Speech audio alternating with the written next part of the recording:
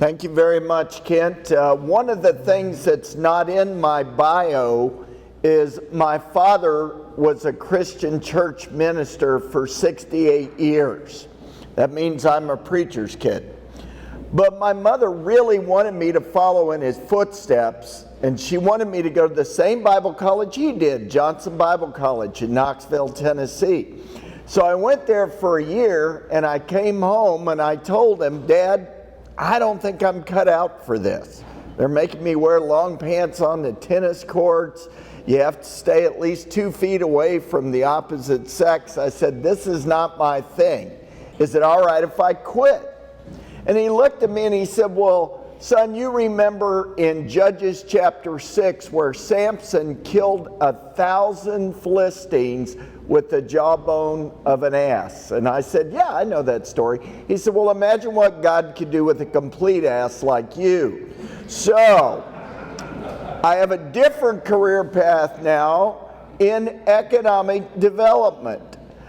UF Innovate is the commercialization arm of the University of Florida. It includes technology transfer, the Downtown Innovation District, the Sid Martin Biotech Incubator, which has won Global Incubator of the Year twice, the only incubator to do so, and the Hub, which won Global Mixed Use Incubator last year from the International Business Innovation Association.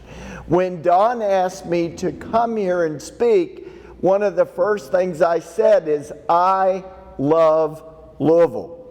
I know how to pronounce it. I'm from around here. My wife was actually born in Jeffersonville. I wore my red shirt just for the occasion.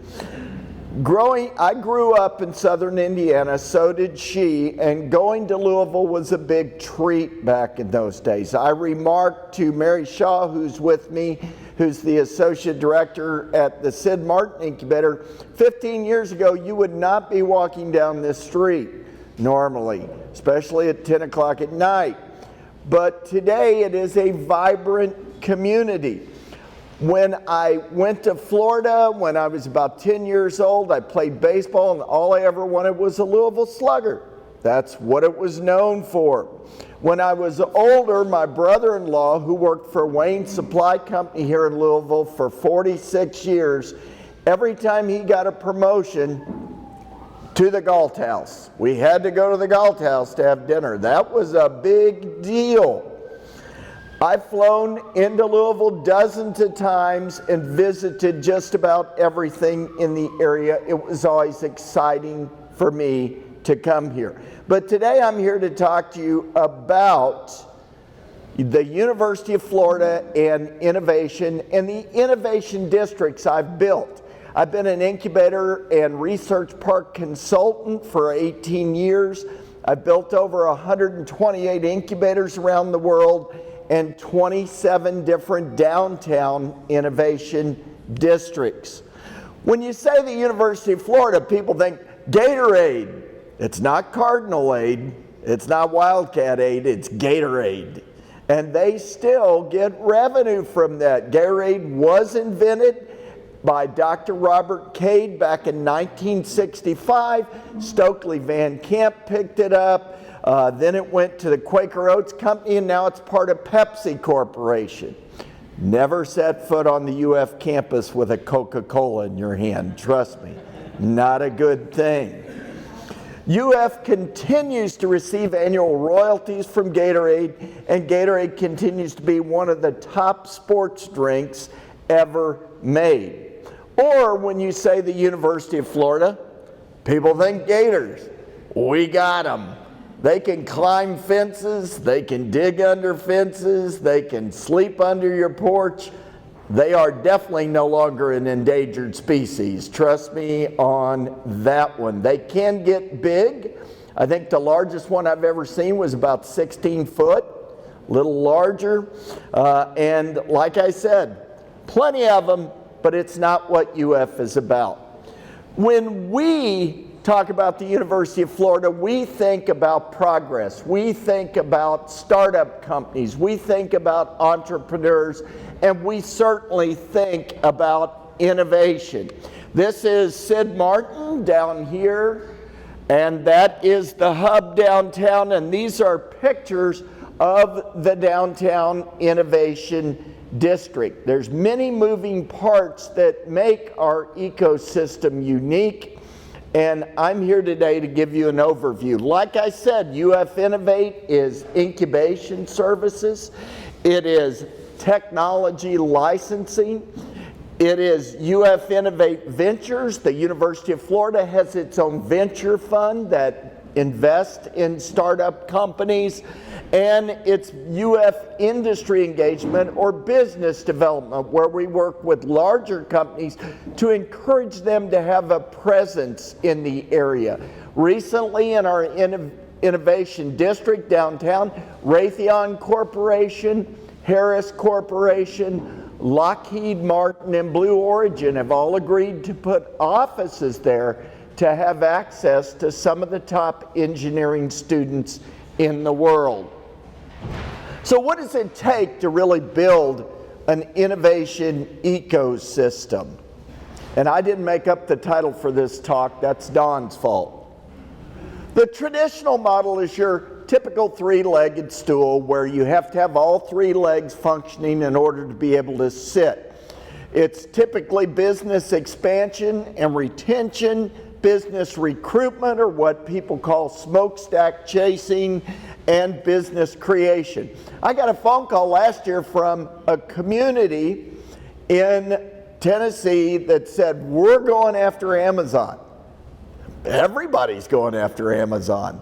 I think they had a population of around 6,000. Probably not enough people to work for Amazon. I discouraged them because smokestack chasing and recruitment is often the weak link of the stool. I think this cartoon typifies economic development in many of the places where I go to do consulting. Not everybody's pulling in the same direction. There's a lot of facets: chambers, economic development groups, community development, tourism, marketing, business recruitment. Everybody's trying to move the wagon along, but maybe not together, which is one of the key components.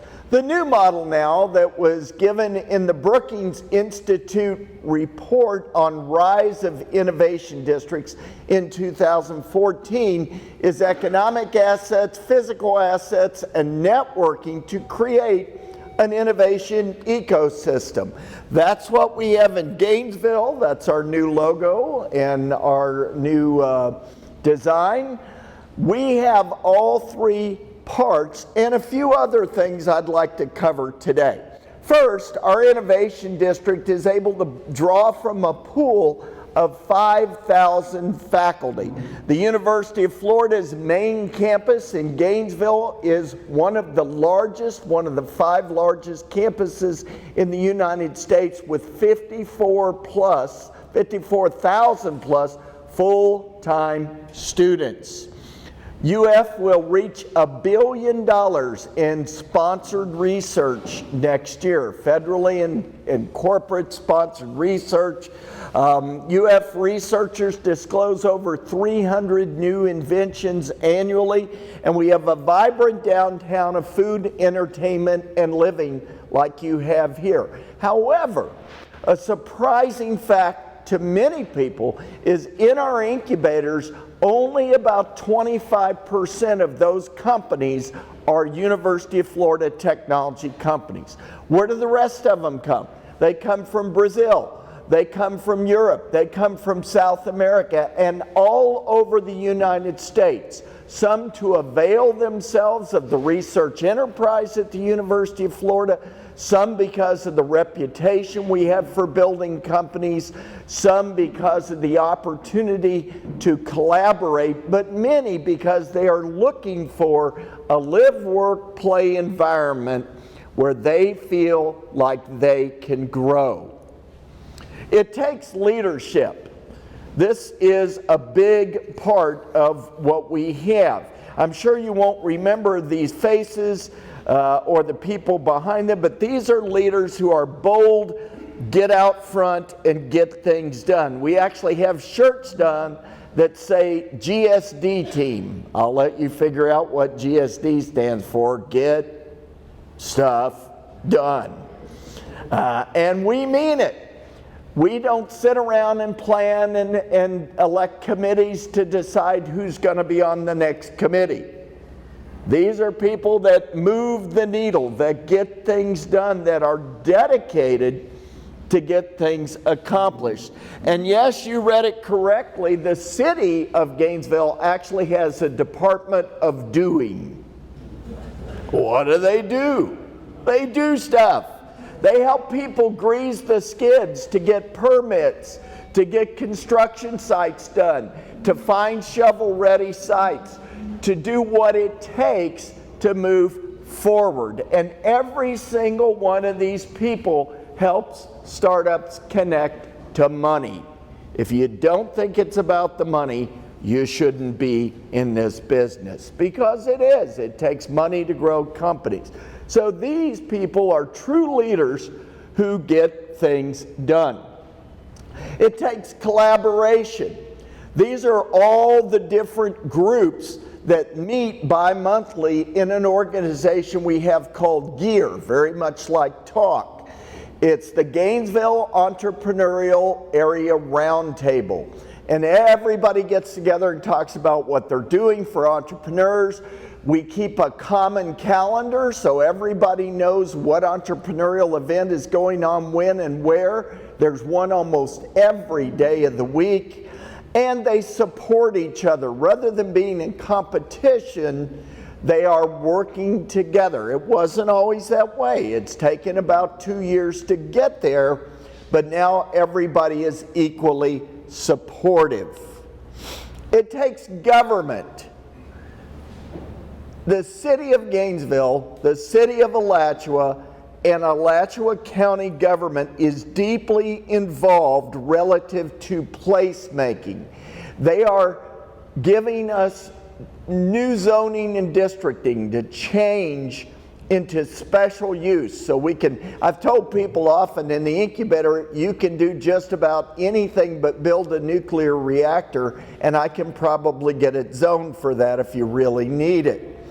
They allow us to do things that we need to do to move the needle. Change roads. We've changed a lot of roads into one-way in different areas, into chicanes, into park districts. They have stepped out and said, we like this, we want it, we need to pave the way for things to get done.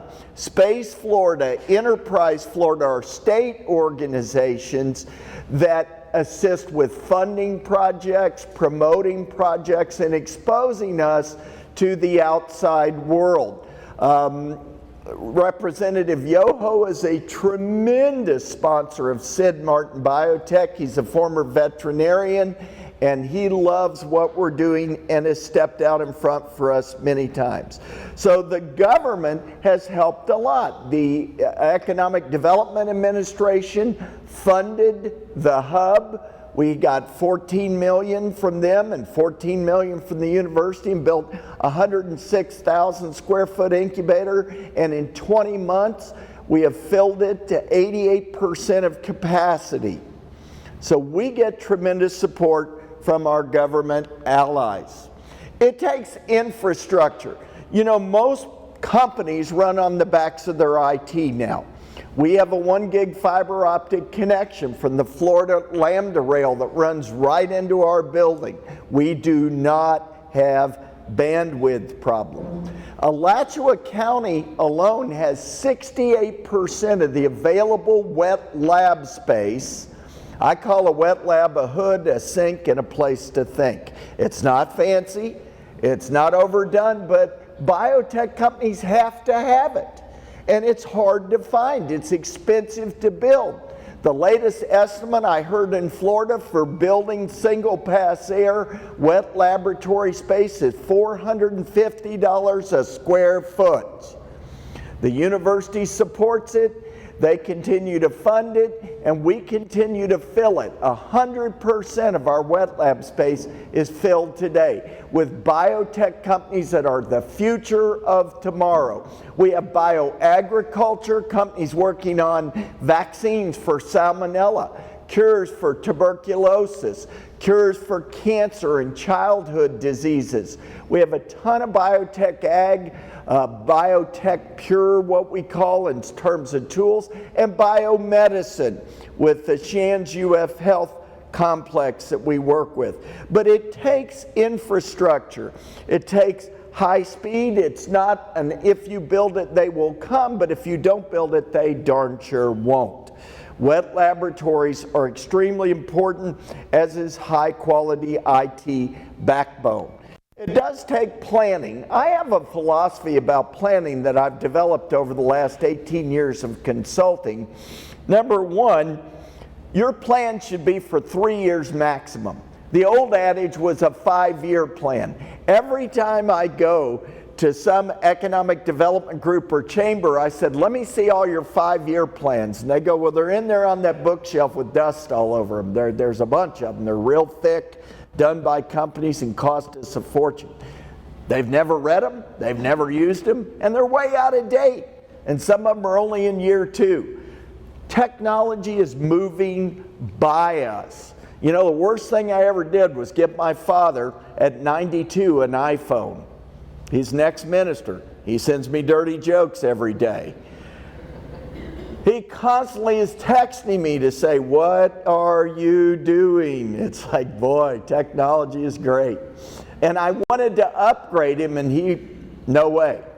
I'm fine with what I got. We get upgraded constantly, software, hardware, everything in our lives. It takes planning, but your plan needs to be short, and it needs to continually be updated, because in 6 months it will be out of date. Certainly you have to plan to have economic development, but when you do that, make it short and to the point to get what you need. It takes support. Great group of sponsors here. Ice Miller was a big sponsor for us in Indianapolis at the incubator I built up there when I was with IU. We have a ton of people who support entrepreneurs that we made the call and they answered. They provide tax counseling services, accounting education, legal, intellectual property, corporate help. They provide even helping people find a place to live in terms of real estate, banking, all those things. You need all those different parts to help entrepreneurs. I want my entrepreneurs to worry about building their business. I don't want them to worry about where they're going to bank, how they're going to do their taxes, where their kids need to go to school. I want that taken care of. It's very important to have a good support system. Certainly, as well, it takes, people. Takes all kinds of people. These are some of the entrepreneurs we have. Actually, oddly enough, a recent survey said that the average age of the entrepreneur, even counting the West Coast, is 41. It's not all 18-year-olds, although I just met a kid from Fort Lauderdale that was 16. He was a college freshman, and he said, well, I created last year an app called Promly, and it made sure that no 2 girls showed up at the prom in the same dress on the same night. And I said, well, that sounds kind of weird. He said, yeah, I sold it to Facebook for $6 million. I said, well, maybe we should make one for tuxes. Can you help me out there? It takes people. It takes inventive, courageous, daring, enterprising people to make an opportunity zone work. And to me, the number one ingredient is it takes acceptance. I told everybody in 2008 I spent my summer in Paris and Athens. I did. Paris, Texas, Athens, Tennessee. That's where I went. These are small communities. Back then, they both said, we want to build a biotech incubator because biotech's the big thing. Paris, Texas is population 6,000 people. That is actually a real picture. They have an Eiffel Tower with a big red hat on top of it. And I said, well, what assets do you have in biotech? Well, we have a hospital and we have an interstate. So does everybody. The lack of a major university, things like that, could hamper you. So finally, they accepted the fact that that wasn't their thing. I used to have a sign on my desk that had a quote by someone named Quentin Crisp. It said, "It's no good running a pig farm badly for 30 years while saying, really, I was meant to be a ballet dancer. By that time, pigs will have become your style." Use the assets that you have. Use the assets that you feel you can glean locally. In Paris, they built a manufacturing incubator, and the most successful company out of it was a company that made custom bumpers for Dodge and Ford and Chevy trucks. The guy ended up employing like 45 people, and they got bought. In Athens, they said, you know, we're halfway in between Chattanooga, it's not Chattanooga, it's Chattanooga, and Knoxville. They said, we're halfway in between there, and everybody loves to come here to play sports. And I said, then you need to build a huge softball field complex. And they said, that's not an incubator. I said, it could be. It could be a youth sports incubator. They run the largest recreation complex in the state of Tennessee today. And don't you know that makes revenue? That is tax revenue. That is tourist dollars. That is economic development for Athens, Tennessee. They accepted what they had. Later on, I wrote a second plan for them under the Federal Rails to Trails project, and they took an old railroad line and built a hiking trail, but not just a hiking trail, horseback riding trail. And it has become one of the most popular destinations in the state of Tennessee for people that ride horses. It's a 17.2 mile long trail with restaurants along the way now, hotels that have stalls and barns for horses. It's been a tremendous economic boon to the region. Accept what you can do. Don't keep trying to do what you cannot do. I learned in Indianapolis when I was there, it was a bad place to do marine biology. Even though the world's largest submarine base is only 50 miles from there. Did you know that? Largest submarine base in the United States is in Crane, Indiana. It's out in the middle of nowhere. Don't ask me how they get the submarines there. I don't know. There's a few things you have to add. Amenities.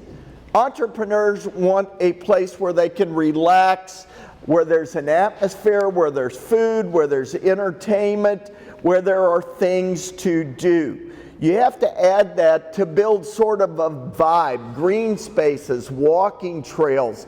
One of the things we noticed about downtown Louisville here is wide sidewalks, well lit, easy to get places. That's a tremendous amenity you have to have. Events. We have an event we call Third Thirsty Thursday at the Hub from 4 to 6:30 p.m. It's free beer and wine and snacks. It's provided by one of our real estate sponsors. We have over 150 people that come to that event every third Thursday of the month. And all they do is network. And we've gotten tremendous collaborations out of it. Events like this one. Events Standing Innovation, we recognize the top inventor from the university every year. So having events like this TechFest are a big attraction to an economic development area. Press releases, publicity, social media. So many community are muted about what they're doing because they don't really feel like they should crow about it. You should. It is a tremendous community here. People in Silicon Valley should know the advantages of being in Louisville, Kentucky, especially when For instance, we just had a company move to Gainesville, biotech company from Silicon Valley. And the guy said, how much do you charge per square foot? And we said, it's $32 per square foot per year for lab space. And he said, you mean per month? I said, no, that's per year. He was paying $195 a square foot for a laboratory near the valley. There are tremendous economic advantages to being here, but there's a quality of life advantage that you need to talk about. Education. Proximity to a university like U of L, like the University of Florida, providing lectures, seminars, lunch and learns, breakfast meetings, the ability to interface with some of the leading authorities in their field is a huge draw when it comes to building an economic ecosystem. So a little bit more about the University of Florida and what we do.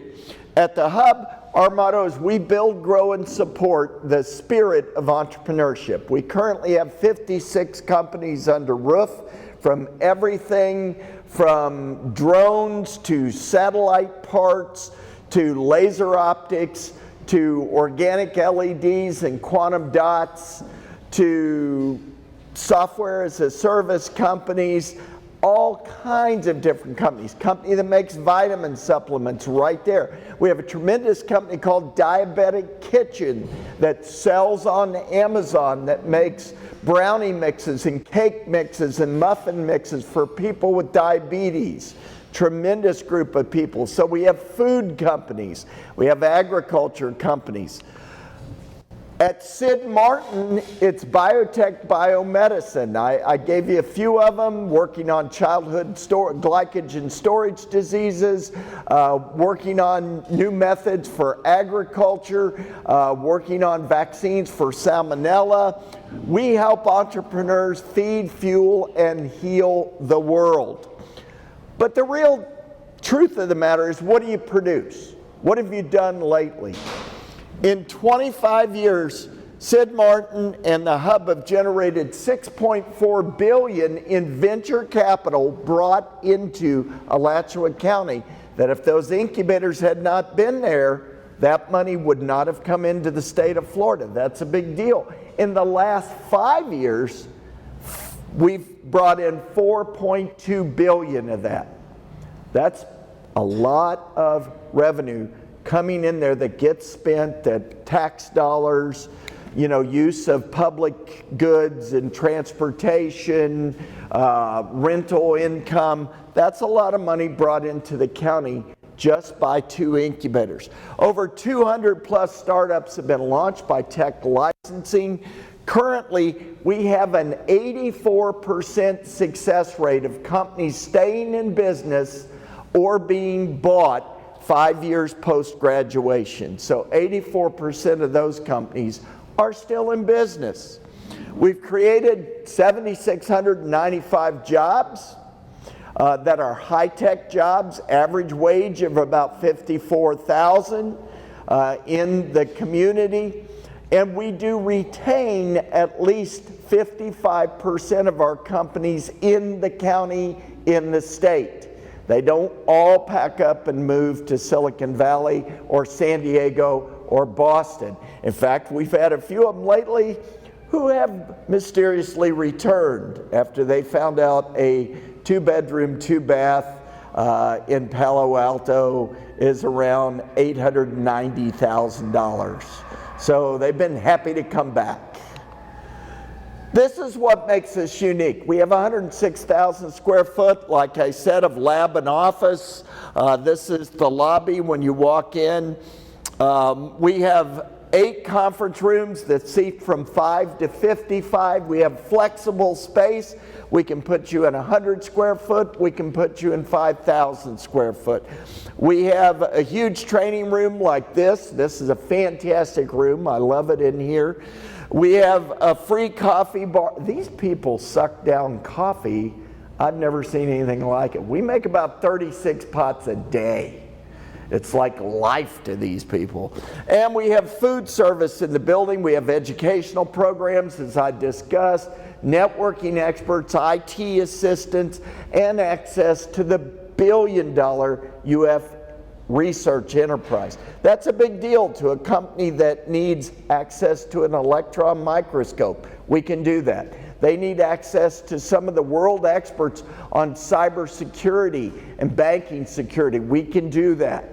They need access to clinical trials at a major hospital. We can do that. That all makes a big difference. Sid Martin is out in Alachua, about 15 miles from downtown.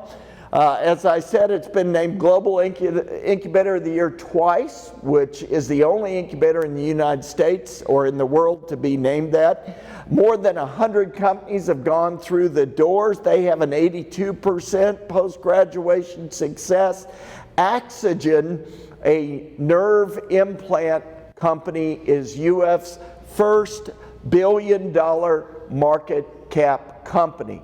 They make nerves that can be inserted to, we had a tremendous speaker 2 years ago at our annual standing innovation, a lady that had polio and had crutches for 52 years, came and spoke, and at the end of the speech, she threw her crutches down and ran a lap around the building because she had received 5 Axogen nerve implants. It changes lives, not just economies. It's a big, big deal. What makes it unique? It's all laboratory. We have everything anybody would need to run a biomedical or biotechnical company. The big deal is we have $3.5 million in shared scientific equipment. That's huge to a startup company. We have fluorescent microscopy, we have PCR, we have spectrophotometers, we have incubators, we have just about everything you would need, and you don't have to buy it. You can use it for free if you're a client of the incubator. We are also under one roof. We have an 8,000 square foot small animal facility, 21,000 square foot large animal facility, which is a huge deal to startup companies. We have 2 climate controlled greenhouses with mud rooms and seedling growth and hot room. And yes, we get about 4 phone calls a month of somebody that wants to grow pot in them. And the university's answer is, not in this lifetime. So that doesn't happen. Those are orange trees, by the way. And access to the University of Florida iCook certification in animal care. Again, tremendous boon to startup companies in biotech. They don't have to buy all this stuff or pay for all this stuff extra. They can grow, plant themselves locally. What makes our innovation district unique? We have a food trailer truck parked downtown with slots for 4 different food trucks. That's great for the entrepreneurs. They can go over there, eat lunch. It's open from 11 a.m. to 8 p.m. They can go over in the evening, have a beer, have a cup of coffee. A boutique hotel, 108 rooms, is being built right in the middle of the district so that we can house visitors and guests. We're working on walking, bike, and hiking paths. We already have bike paths downtown. We are literally 2 blocks from the front gate of the university. As I said, we have every kind of space. Light manufacturing. We have a company that actually builds drones right there in the building. We have a company that actually builds plant monitoring devices that are put on pallets. Do you remember the romaine lettuce scare? That's our company found that. They were the ones that discovered it. We have another company that makes sensors for meats that are shipped to make sure they arrive, and they've picked up Cracker Barrel, Popeye's Fried Chicken, Wendy's, 6 other companies in the last year, and are growing rapidly. As I said, we have a huge fiber pipeline, and we're currently working on building adult housing. In a college town, that's a big, big deal. That's a big deal because most of the adult housing is out in the suburbs and is not downtown.